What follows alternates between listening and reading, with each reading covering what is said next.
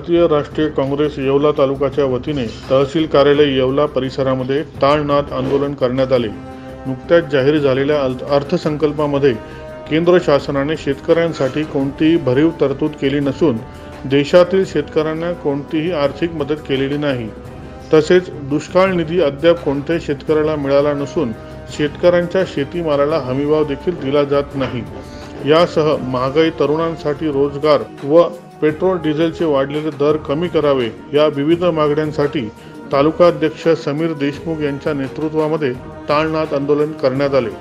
या प्रसंगी गांधीगिरी पद्धतीने हे आंदोलन काँग्रेस कार्यकर्त्यांनी केंद्र सरकार विरोधात जोरदार घोषणाबाजी देत केले।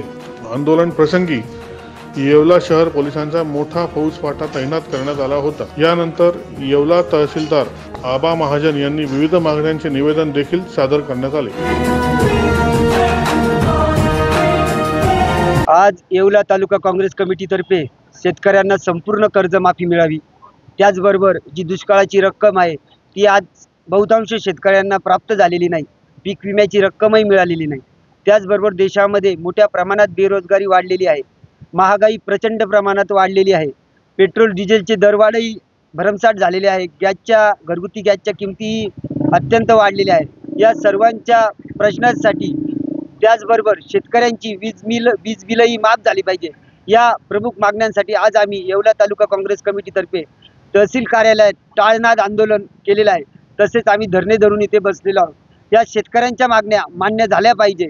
या जर गॅसची दरवाढही कमी झाली पाहिजे, या मागण्या जर मान्य झाल्या नाही तर काँग्रेस पक्षातर्फे यापुढेही तीव्र आंदोलन छेडले जातील। दैनिक भ्रमरसाठी प्रतिनिधी दीपक सोनवणे, येवला।